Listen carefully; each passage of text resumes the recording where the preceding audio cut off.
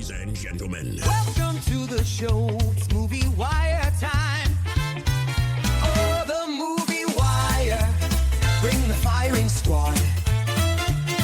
Bill, Justin. Give the finger or laugh or smile.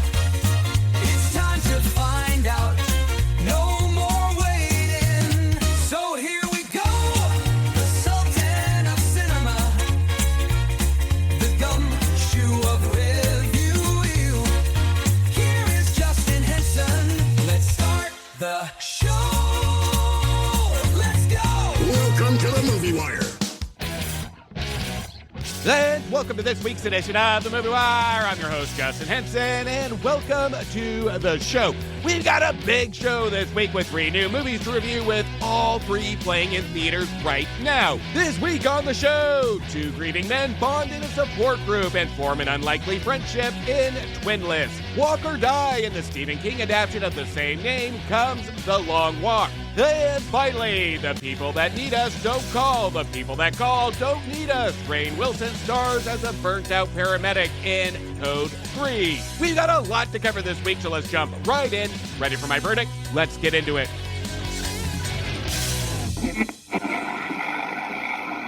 Out of the windows to watch a roar and a bursting of flame. The Movie Wire podcast. With just you need people like me.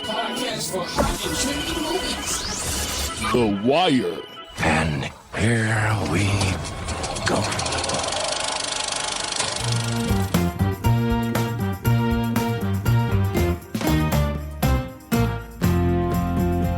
Rainn Wilson is a paramedic that is so burnt out by the job that he is forcing himself to resign. However, he must embark on one last 24-hour shift to train his replacement. In limited release right now comes Code 3. Medic 42, respond emergent to psychiatric patient. $20 said he's gonna be butt ass naked. Well, there you have it. It's a draw. Shirt, no pants. That's like Winnie the Pooh. Mike, you gonna let me drive today? No. I will. You heal. I should mention at this point that you're all going to die. Heart attack, car accident, fork in the toaster, or peanut allergy. Drowning's the worst way to go. Best way to die? Decapitation. You guys ever see anyone choke to death? All we want to do is save your life. Some of you don't make it easy. Get out of my house! Gun! I didn't know you could run that fast. Most people on this job can't last a year. They can't hack it. Take my dollar, you mother...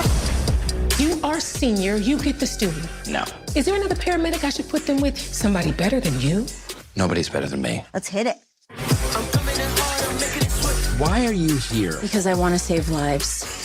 You have people's lives in your hands. How can you not care? I'm burning out. The whole system is broken. I need the hell out of EMS. I'm quitting. That's it. I'm out of here. Please don't go out like this. You gonna miss me? We're just co-workers, man. You act like I'm like your best friend. Damn it, I'm his best friend. Can you feel the... I got into EMS because I really wanted to help people. Officers, we've got this totally under control. But this is a job. Oh, come on! Come on! You clock in, you clock out. I don't think you really believe that. Can you feel the... No, no, people go insane.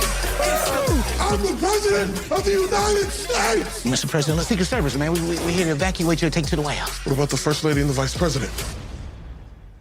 We're going to send a second chopper. She's been having a little trouble breathing lately. Define lately. Code 3 at first glance is a crescendo of feelings. And at first glance, you might walk into this with a different feeling of what you're gonna get. That banks on marketing of a man burnt out at his job that turns into comical events. And that's what the limited marketing and trailers telling us. And yes, it does have that. But what Code 3 will be remembered for, and I hope liked for, is its brutal honesty that intersects comedy to at times a tear-jerking reality. That for an audience, it can feel frustrating, funny, then frustrating again, then completely heartfelt. On the surface, and again at first glance, the going from comedy to drama can feel like a mixed match on unorganized writing. But this isn't a fault of the writing, but actually a refreshing take on what the marketing will say in a quote. Every job has a breaking point, but this job holds first responders on center stage, what their daily life on the job is like. Any job can be filled with humor, chaos, and burnout, but what separates a normal job versus first responders? We have an idea of it, but we don't go deep enough. We've never experienced it. We beg the question in comparison to first responders. And a lot of us don't hold a curiosity around it, because when we take EMTs, they are faced with tragedy every single day. And it's almost like a natural human reaction is, if we're not in that position, we don't want that part of our lives. But these men and women go into this profession wanting to help. And I'll get into that in just a second. But just like any job can be filled with humor, chaos, burnout, tragedy, drama, whatever it may be. But again, we beg the question in comparison to first responders of how do you find humor in a job that holds lives in their hands? And how does one hold mental composure from the things they see? In a scene where we see our two veteran paramedics, Randy and Mike, played by Rainn Wilson and Little Ray Howery, along with their new trainee, Jessica, played by Amy Carrero. They're having a bite to eat in between calls where a Randy character hasn't eaten all day since he gave his breakfast to a regular stop, a man that they visit quite frequently, that they knew wasn't having an issue, he was just hangry. One of the patrons of the restaurant leans over to ask Randy, what has been the worst thing that you have seen? And I'm going to leave the graphic answer out of this review, but Randy responds, and it is horrific. And it's something in our mind that we aren't prepared to hear. Then Randy and Mike make a joke of it. And at a surface level, it is a joke with bad taste. But this is where the honesty really comes into play with the question of how do you overcome tragic events when that's all you see. Randy and Mike have to have humor at some point where all you see is tragedy around you.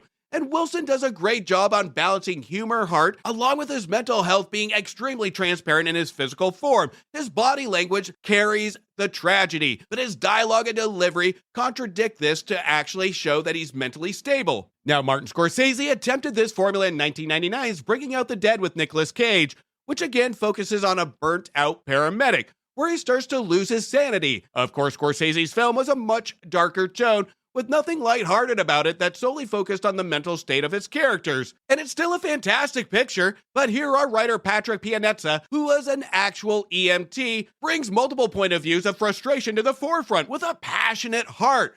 We can almost feel the passion and frustration of the medical system being spewed onto his screenplay, where it feels like an ex-employee's testimonial. Bringing Out the Dead was surrounding a singular character. Here, even though the movie surrounds Rainn Wilson, all the characters play a part in believability, even when we have multiple stops or a couple situations at first glance that feel far-fetched. But our characters and our side characters react in a believable way. The movie gives a believable explanation to say to ourselves, far-fetched, yeah, but I bet it happened. Pianezza's screenplay plays more with the heartstrings than the funny bone to really attempt to shine the spotlight on two things. The first is an appreciation to those that are almost at the bottom of the totem pole when it comes to compensation money in the medical system, and two, calling out the medical industry that I think no one can debate sucks complete butt. What our writer Pianezza does extremely well is make almost a 2-hour rant feel relatable and real, where we even have Rainn break the fourth wall to give us multiple monologues during the runtime, to voice the frustration of the profession and give an engaging answer of why it's frustrating, without it throwing off the tone of the movie and without it dismantling the work that current EMTs do. Our co-writer and director, Christopher Lanone, keeps a lighthearted tone as if we are watching a lighthearted comedy,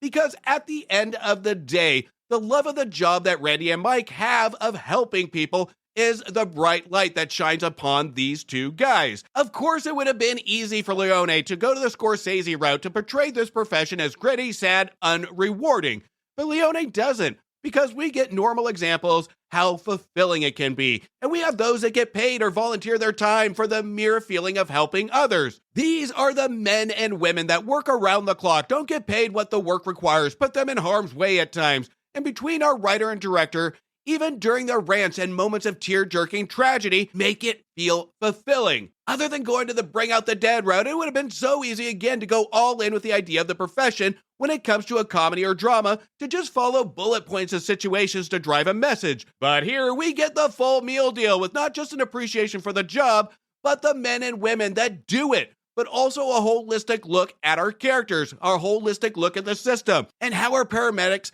go into work day after day and handle day-to-day situations and cope. And even when we see their attempts to cope, our performances tell us in their body language it takes a lot of effort to cope and continue their day, or days, I should say. Code 3 actually took me by surprise on what it actually turned into. I walked in expecting a comedy of chaos, but led me on a journey that made me laugh, worry, tear up, and even made me want to cheer for our characters by the end of it. It's a shame this has a limited release, but if it is playing in a theater next to you, this is one that might surprise you too. This is one of those movies where the marketing gets it wrong. It sets a different expectation, but also, this is a rare case I'm glad it did. I'm giving Code 3 3 stars. Let's all go to the lobby. Let's all go to the lobby. Now, before we get into the rest of the show, make sure you check out my reviews for movies that just became available to rent, buy, or stream now. Now available on video cassette. No callers are identified, no conversations are recorded, no phone records are kept. Now speak clearly, and when you are finished, say, go ahead. In Relay, that in my review I relayed 2 stars. Go ahead. Welcome to the new Westin Americana that received 2 stars. Last night at 2:17 a.m., every child from Mrs. Gandy's class woke up, got out of bed, went downstairs, opened the front door, walked into the dark, and never came back. One of the best horror movies of the year in Weapons that received 3.5 stars. The Truth is Messy Business in Ethan Cohen's Honey, Don't. That had a great premise and an idea of tone, but made me say by the end, Ethan Cohen, please baby don't, receiving 2.5 stars. Justice Makes Him Wed in the remake of the Leslie Nielsen classic, The Naked Gun, which rapid fires gangs with only a 50% success, receiving 2.5 stars. Hutch is back and nobody ruins his vacation in Nobody 2, which is an unnecessary sequel, but still a lot of fun, seeing 2 unexpected action stars like Christopher Lloyd fire a machine gun, and Bob Odenkirk kick some ass, receiving 3 stars. Karma is a killer, and I know what you did last summer. Overacted, recycled, and brings nothing new to the table except 1.5 stars. Love is hard and breakups are harder, especially when an unnatural force has a plan to keep them together, which will make your date stop holding your hand in the movie, but worth it, receiving 3 stars. Brad Pitt goes vroom vroom in F1 the movie. That was an adrenaline ride, especially given the runtime, and it's a feast for the senses, receiving 3.5 stars. Double the bad and double the fun. I don't know about that one. And The Bad Guys 2, which was just too much to receive 2.5 stars. The Universe Called, The Wrong Number, and Disney Pixar's Elio, which is a much better animated movie than The Bad Guys 2, receiving 3.5 stars. And another movie still not as good as Elio, Smurf It Up and Get the Search Party Started in Smurf, which Smurfin' sucked, receiving 2 stars. Every choice, every mission has led to this, and Mission Impossible: The Final Reckoning, which was a clever way to close out the series, but will end with the same feeling as the rest of just blending together, but still a fun, in-the-moment ride, receiving 3 stars. Hindsight is 2020 in Eddington that attacks a proper balance of political divide with a focus for the characters and allows our own reflection to a dark time to fill a relatable thrill, receiving 3 stars. A new era is born in Jurassic World Rebirth, which we needed a redo, not a rebirth, that burst out 2 stars. Time Didn't Heal Anything, and 28 years later, that took the serious into emotional horror, receiving 3.5 stars. And finally, Every Life is a Universe of Its Own, and the first 4-star review of the year, and the best movie of the year in The Life of Chuck, which received 4 stars. You can check out those reviews on my previous episodes, and while you do, don't forget to hit follow or subscribe, and please don't forget to leave a review on Apple Podcasts or Spotify. Now, before we get into the last set of reviews, there is a podcast that I absolutely love, and it's with my favorite Wilson family, and that's the Super Familiar with the Wilsons podcast. Make sure you follow and subscribe. The link to that show will be in the description of this episode. But let's hear from the Super Familiar with the Wilsons podcast now. The Super Familiar with the Wilsons podcast. You know that family whose house you hung out in when you were a kid? The house was a little loud and chaotic, but always fun, and sometimes felt more home than home. Well, that's us. We're the Wilsons, and we welcome you into our podcast with silly chat, ridiculous games, and interviews with interesting people. Like a spin doctor. The Super Familiar with the Wilsons podcast. Welcome home. A group of teenage boys compete in an annual contest known as the Long Walk, where they must maintain a certain walking speed or get shot. Based on the Stephen King novel of the same name comes The Long Walk.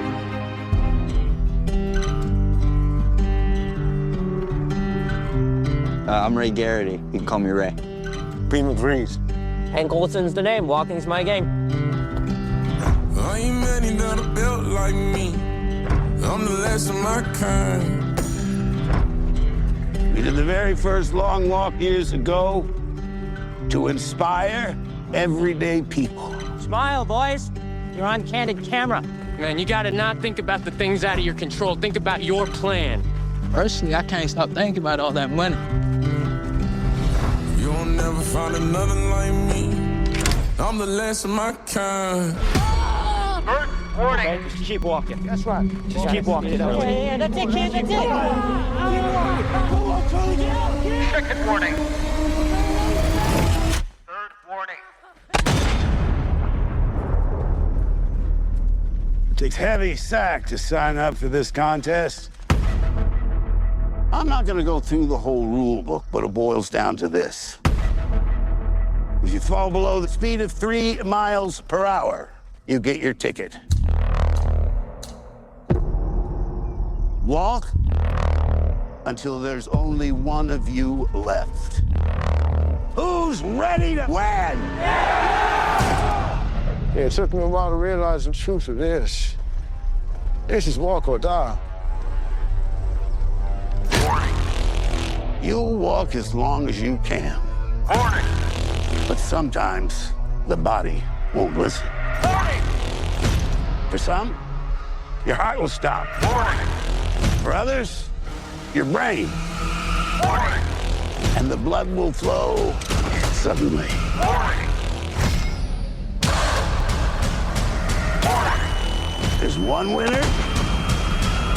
Warning. And no finish line. Adapting a Stephen King novel, though, has been done close to about 100 times, and next to William Shakespeare has the most movie adaptions. And given some simplistic storylines, there is a lot of depth to King's characters. Most of the time. There is a reason King is number 2 and Shakespeare is number 1. For example, the first, Shakespeare never wrote a movie like 2003's Dreamcatcher that had aliens being shitted out of your ass like a 2 a.m. run to Taco Bell. But Morgan Freeman was in it, so this did add some class to your shit aliens. I guess in the end it came down to one simple truth. I love Taco Bell, but it will make you shit an alien. But if we take Dreamcatcher out of it, when filmmakers actually recognize that King's characters can really drive an adaptation rather than bank on the idea of a premise or situational, there is some complexity to his adaptations. And given The Long Walk, it takes us into that idea that we have seen before.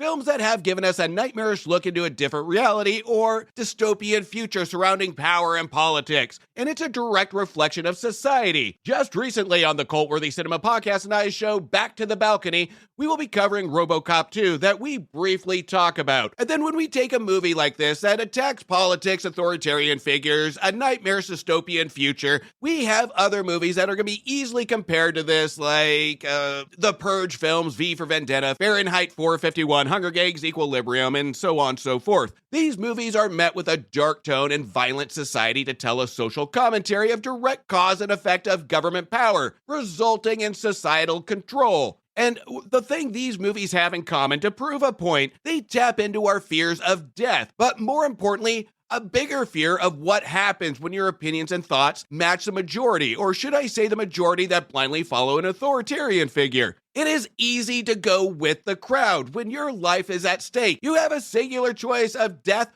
or acceptance of society. Now, when it comes to The Long Walk, yes, we get themes of this that many will hold on to, especially where we stand in the heated political environment we are in today. And I can easily go down the political route here, but those that listen and know me, I will identify themes. I will not make it political because reviews in politics shouldn't cross streams, but rather make us feel entertained and give us critical thought. Yes, we do have a dystopian future with political ties as a driver, to an even bigger message: the determination and competition which can be the main enemies to humanity, or it could be the greatest ally, with an ideology of government as a driver to the bigger themes here, where human instincts and how we treat our fellow person is almost our own worst enemy versus a higher power. The film centers around Raymond, played by Cooper Hoffman, who in the beginning we see him opening up a letter congratulating him to participate in the long walk. The movie takes no time at all to just jump into the meat and potatoes of it, of the main idea, the premise, and what we're going to be seeing for the next 2 hours,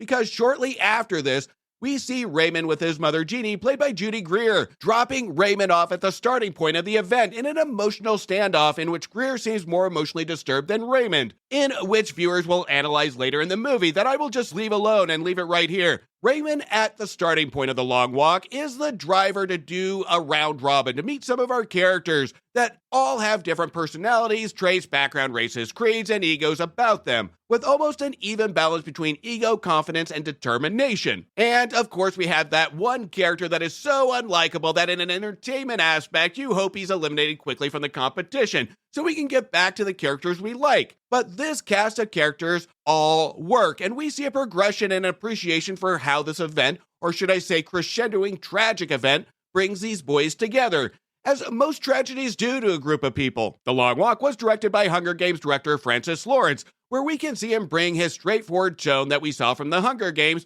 but without the flair of the sets and the costumes. The tone is full of grays to represent the emotional feel from our characters and society, the emotional feel from our characters that we see in this nightmarish world. But where the true visual appeal is when we actually get our long walk during nighttime, where characters are at their most vulnerable. Some nights it's pouring down rain, but we see headlights beam from the back as almost a ray of hope shining them to the finish line. While Lawrence doesn't make this tone necessarily enticing, it's a very strategic tone, daring to heighten the stakes. And I'll give him this, it's at least a consistent tone throughout. And even though the night shots seem to be more elaborate in lighting and style that doesn't follow the same norm tone, it's a good mental break from the grays and the linear tone that we see during the day. And I can appreciate the strategy of foretelling the significance of it. But going back to the tone during the day, this is where the film doesn't grab attention of amplifying our characters, especially when it comes to the costume designs, where it seems that every character color coordinated or called each other on the phone the night before to discuss what they were wearing. The real star here is the editor, the editing of the movie, that really does keep our attention to almost a one-note setting. Our editor, Mark Yoshikawa, who also did the editing for The Hunger Games, is behind the scenes, but up front and center when it comes to capturing the intensity of our boys, just like what we saw in a multiple death contest in Hunger Games. This is spot-on editing, and this is what really does keep the engagement and actually makes the movie feel like we're not watching the same linear tone. But where the film really did miss for me is the fact I wanted more background from our boys. I wanted an idea to the way the characters prepared, like training, what they brought, why did they decide to bring that, instead of just jumping right in. But in fairness, our strange darling writer JT Molnar really wants to get right into the action and situation, with little introduction to have the viewer discover some things along the way. But to me, the discovery or the nuggets we get throughout the movie isn't enough. There was a lot more I wanted to know about these characters by the time the movie was over, to build more stakes, to build more an emotional appeal to them. If we are going to have a movie where we have to watch our characters die one by one, I want to feel something more than just sympathy for the idea of being shot. I want a higher emotional stake, except for our small group of main characters. Especially when Lawrence's direction and Molnar's writing, we can tell bank on the chemistry of our cast and the emotion and energy they have to bounce off of each other. And this is, again, one of the movie's strongest points, other than the editing. This is where it feels almost flawless. At times, it feels like a stage play performance from some of the cast. But that's what I loved about it, because each character here, of course, is an actor, but this is the relatability. This is where we get enticed. All of us, as viewers, are actors as well. People are actors. As we are introduced to new setting with people, it's an act. As we get into new situations that we're not familiar with, it's an act. Some react in an overly nice way, some are quiet, and some are uncomfortably aggressive. This is where the performances do shine, on the human nature of it. The chemistry between them, the awkwardness, the small talk, it all feels real. This is where the writing does shine. But I don't want to give full credit to Molnar on his writing, because the execution of the chemistry looks playful, it looks real, and it's believable. The performances of the movie really do shine here. But who really gets the MVP award here is Mark Hamill, who has limited screen time. He has such limited screen time that he takes full advantage of it. It's almost like an exclamation mark whenever he speaks. Now, Mark Hamill plays the Major, who is directing our boys on the long walk, giving forceful direction and accountability that leads to a satisfying climax that will leave one in thought. That not everybody's going to be happy with, but it is a good, satisfying ending. Hamill's performance teeters to over-the-top stereotypical authoritarian to an appropriate standout among the rest of the characters, to the point I wanted more of Hamill. He needed more screen time.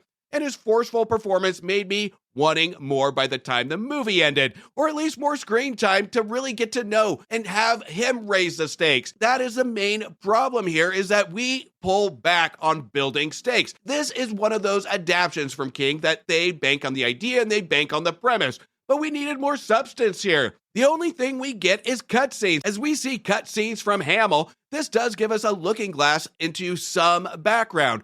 But when we are teased with Hamill's performance, this could have been a movie that would be an underline to his career if the Major had a bigger role. But sadly, we don't get that much screen time with him other than brief moments. And I think those brief moments really needed to give Hamill more screen time to talk a little more background with our boys. The Long Walk is one of those movies that we have to bank on the characters to make this work. This is a character-driven story, but the characters aren't pushed far enough to get us to really care by the end of it, except for situational sympathy. But as each individual characters, it doesn't go far enough to make us care. But as an ensemble of chemistry, these performances work, with the cast utilizing the dialogue to build that unified performance. Does it all work all the time? Absolutely not. But this is a tricky adaptation to do, and with some strategic editing and direction, there's a lot of entertainment value and just enough to leave a thought in one's head by the time you leave the theater.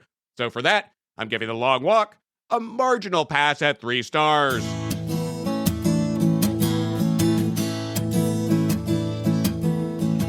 Two grieving men bond in a support group and form an unlikely friendship, with one that holds a secret from another that could not only end a friendship, but bring either one to an emotional standstill in Twinless. I have a twin brother, and he passed away. Roman, you need help. You need help. Well, that's true. As a twin, it's like you internalize the difference between you and your other half. Who's older? I am now that she's dead.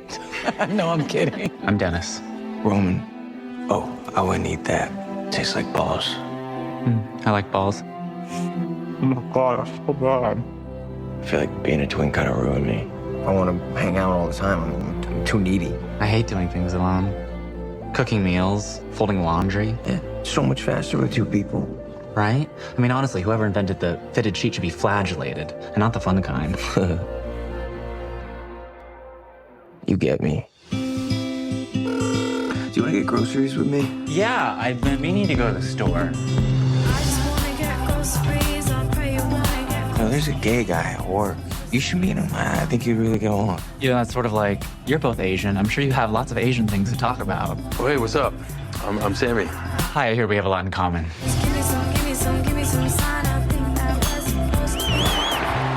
Is your boyfriend? No, we're just pals. What kind of girls are you into? I like boobs. What's the worst thing you've ever done? What's the worst thing you've ever done? Roman said you lost a twin, so you know what it feels like to be split. Well, if you're going to hell, keep going, right?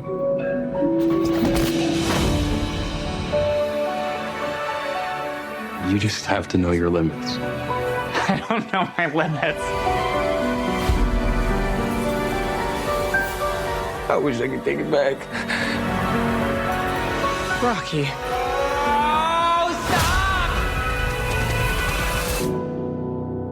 You know, people say, just be yourself. Like, what version of me? Together or separate? Together. Separate. Written and directed and stars James Sweeney, who is starting to become the Nicholas Sparks of unique stories of love that seem far-fetched on the surface, but amplifies our characters' emotional stakes to make it feel real. Twinless is one of those small treasures that I went into blind. I didn't know anything about it. And this is the best way to see it, to give virgin eyes to where James Sweeney's journey will take us. Now, again, the movie stars James Sweeney as Dennis, an introverted gay man who meets an outgoing Roman played by Dylan O'Brien, who we see is more of the opposites attract scenario. The two have a wild night of sex and conversation, in which Dennis falls for Roman, only to be met with the unspeakable tragedy of the death of Roman. That leads to guilt, that leads to heartbreak and loss for Dennis. During Dennis and Roman's night of conversation, Dennis finds out that Roman has a twin brother, Rocky, again played by O'Brien. After the tragedy, Dennis attends a support group where Rocky attends as well, with the intent to fill an emotional void. As the two conversate during the meeting, Dennis lies to Rocky, stating that he has lost a twin brother too, in which now Rocky and Dennis build a friendship. But the unique difference here between our two Roman and Rocky twins is that Rocky isn't gay, and Sweeney has to balance the conflict to land a message of sexuality, loss, dependency, and relationship, in which Sweeney does it masterful here, where he has to center on the character he plays. And this is a tricky position to be in as a writer and a director in comparison to other talents, other filmmakers that have attempted this strategy. Sweeney controls this film. He knows the exact vision he wanted. The conversations feel real. The interactions feel real. The hidden pain of wanting more from Rocky feels real. Sweeney's direction and vision here feels completely in control of the emotion he slowly releases throughout the runtime. It's not a build of thrills, but the build of subtle emotional stake, as we see a build of relationship of false relatability that Sweeney wants to convince us by the end that it's not a relationship of tragic relatability, but a relationship that's built on understanding. Our writer-director adds in feelings of humor, cringe, loss, loneliness, and at times using these feelings to make a viewer feel uncomfortable. Because when it comes to loss, a new friendship or relationship, if you will, the human emotional process of all these feelings as we cope with a new experience of an interaction can be uncomfortable. The one constant here is the overhanging message of how we deal with grief or loss. It's just not something that catapults the conflict of the film.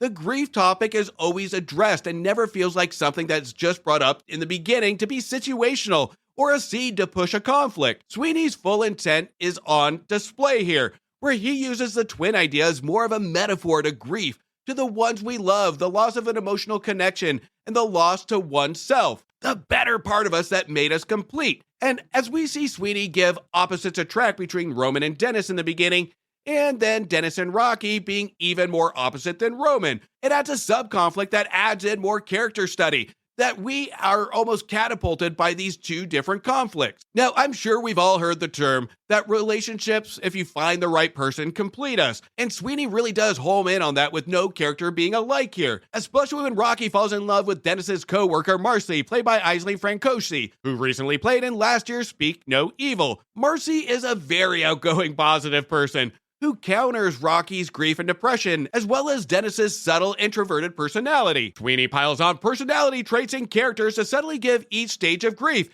in a symbolic message of looks don't make you one, opposites make you one in terms of friendship, brotherhood, and relationships. We always look at what we have in common to build relationships or friendships, but opposites is what makes those connections more special because of new experiences and a new emotional reaction. And what Sweeney does is that he uses loss to bring these feelings up front and center by using uncomfortable or fear emotions that can come from loss or relationships like jealousy, anger, guilt, and of course, loneliness and self-reflection. Our filmmakers here match all these feelings with a light tone. It's dark, it's dreary, but utilizes lighting and light colors when the film needs it to give a visual match that represents the emotions, from neons to fun to black pillows and white bedspreads for emptiness and loneliness.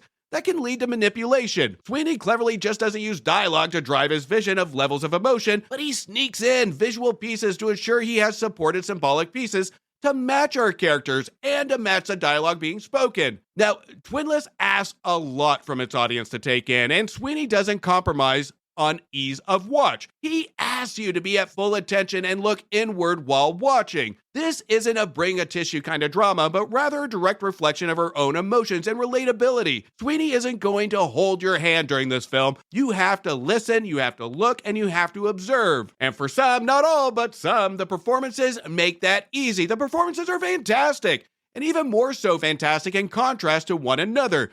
So if you're thinking to come in for yet another drama or tragedy, you will be disappointed. This isn't a surface level situational drama. It makes you really work to be engulfed into it. And the payoff is worth it. The payoff is perfect. Many won't think so. Many won't get it. Many won't like it. But I love the fact that Sweeney takes a situation that feels outlandish, that we would see in a soap opera, and make it feel emotionally real. Twinless is a movie of pure emotion that doesn't aim to make you cry, but make you understand loss, love, regret, relationships, guilt, and the fear of knowing somebody. I didn't cry at Twinless, and that's not the movie's intent, but it is to make you reflect inwards and appreciate opposite personalities other than your own, and not to fear other personalities, because, I know talking to somebody with the same personality as myself would just be boring. I'm giving Twinless 3.5 stars. And that's a cut on this week's edition of The Movie Wire. I want to thank you for listening and thank you for your support. You can also show support by following me on Instagram, Blue Sky, X, Thread, Facebook, TikTok, YouTube, and Letterboxd at Movie Wire Show. And please don't forget to leave a review on Apple Podcasts or Spotify. And if you haven't yet checked out the Cult-Worthy Cinema Podcast and the Movie Wire's crossover show, Back to the Balcony, make sure you do. Again, the link of that show will be in the description of this episode. Until next week, do me a favor. Make sure you stay for after the credits to show the respect to those that put their blood, sweat, and tears into making a feature film, and support your local movie theaters.